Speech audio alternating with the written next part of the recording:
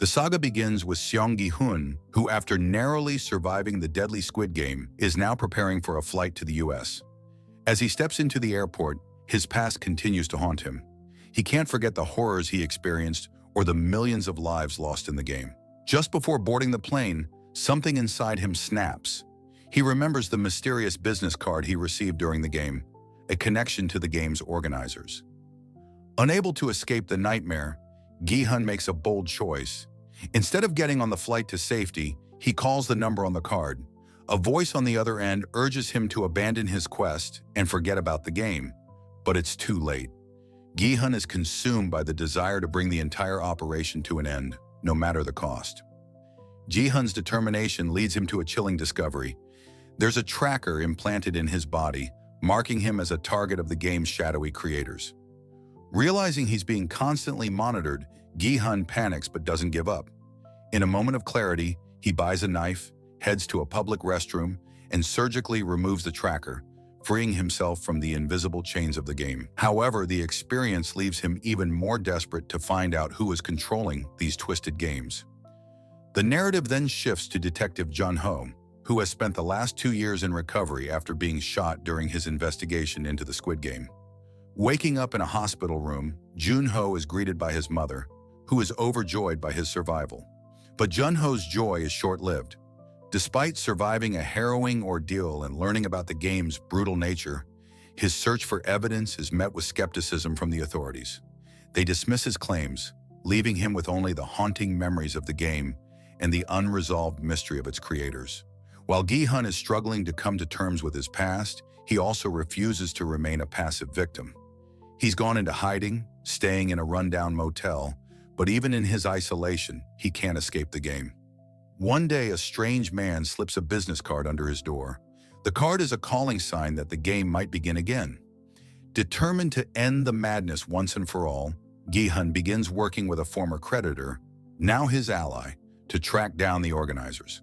Together, they delve deep into the shadowy world that controls the Squid Game, determined to expose the players who pull the strings behind the scenes. Gi-hun needs resources for his mission, and the only way he can gather them is by enlisting the help of a ruthless loan shark. This man offers a large reward for anyone who can locate the person who recruits participants for the deadly game. Gi-hun's ally joins forces with the loan shark's team, spreading out across the city, gathering intelligence and questioning anyone who might have information about the game's mysterious recruiters. As they trace leads through various underground networks, they slowly get closer to understanding the scale and power of the operation, but danger is always lurking around the corner. On the other side, Jun-ho is working tirelessly to piece together his investigation. Partnering with a fishing boat captain, he hunts for a secret island where the Squid Games were held. Despite having searched many islands in the past, he's determined to find the elusive location. His resolve is unshaken, even as the search becomes more arduous and frustrating. Gi-hun's search is also gaining momentum, but both men are unaware that they are on a collision course with each other and with the game's ruthless organizers. As Gi-hun and his team continue to investigate, they are led to a strange figure, a man who seems to have a link to the game's recruitment process. This man, wandering the streets, offers a bizarre choice to the homeless and destitute: a lottery ticket or a loaf of bread. His erratic behavior and mental instability add to the growing mystery of how the game's organizers manipulate those who have no other choice but to play. As Gi-hun's team zeroes in on this individual, they realize that the game's influence stretches far deeper than they initially thought. In a high-stakes encounter, Gi-hun confronts the mysterious man, demanding answers. The tension escalates as the two engage in a deadly game of Russian roulette, where only one can walk away. Gi-hun's calm and calculated demeanor contrasts sharply with the man's frantic, unstable actions. Each moment is filled with intense anticipation as both men struggle to maintain control. In the end, Gi-hun triumphs, but not without scars, physically and emotionally. His resolve is stronger than ever, and he knows that the path ahead will be even more dangerous. In a parallel thread, Jun-ho's investigation leads him closer to the heart of the operation.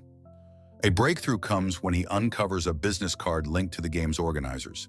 This card leads him to a warehouse where the game's operations were once orchestrated. Inside the warehouse, Jun-ho finds traces of the game's brutal activities, and as he digs deeper, he stumbles upon a critical lead, an address that ties back to the motel where Gi-hun is hiding. Jun-ho races to the motel, but what he finds there will set the stage for a dangerous encounter.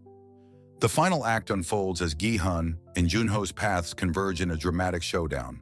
In the motel, both men face off against each other, with everything on the line. Gi-hun is determined to put an end to the game and free the players from their torment, but the DOI man refuses to let go of the game's deadly allure. The final confrontation tests both men's resolve as they grapple with the question of who will ultimately decide the fate of the game. But as the battle intensifies, the DOI man's fractured mind leads him to make an irreversible decision that will change everything.